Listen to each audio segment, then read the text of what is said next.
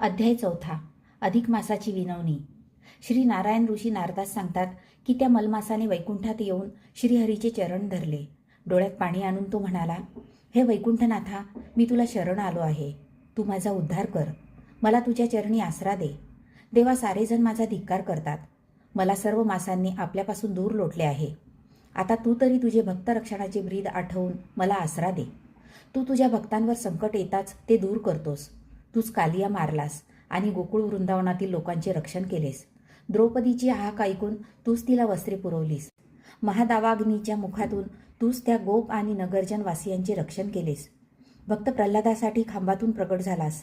आता हे दयाघना, तू माझा अवहेर करू नकोस. तुझ्याशिवाय माझे रक्षण दुसरा कोण करेल? तेव्हा वैकुंठनाथांनी त्यास धीर देत मोठ्या प्रेमाने जवळ घेतले.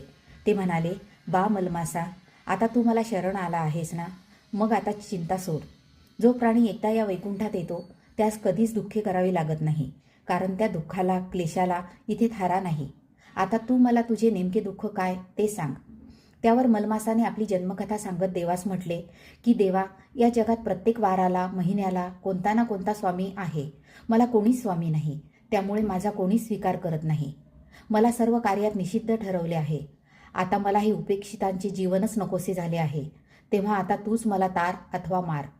मलमासाचे ते तसे निर्वाणीचे वचन ऐकून त्या दीनवाण्या अधिक मासाची वैकुंठनाथास दया आली आणि असे म्हणून पांडवांना ही कथा सांगताना श्रीकृष्ण मुद्दामच थोडा वेळ थांबला.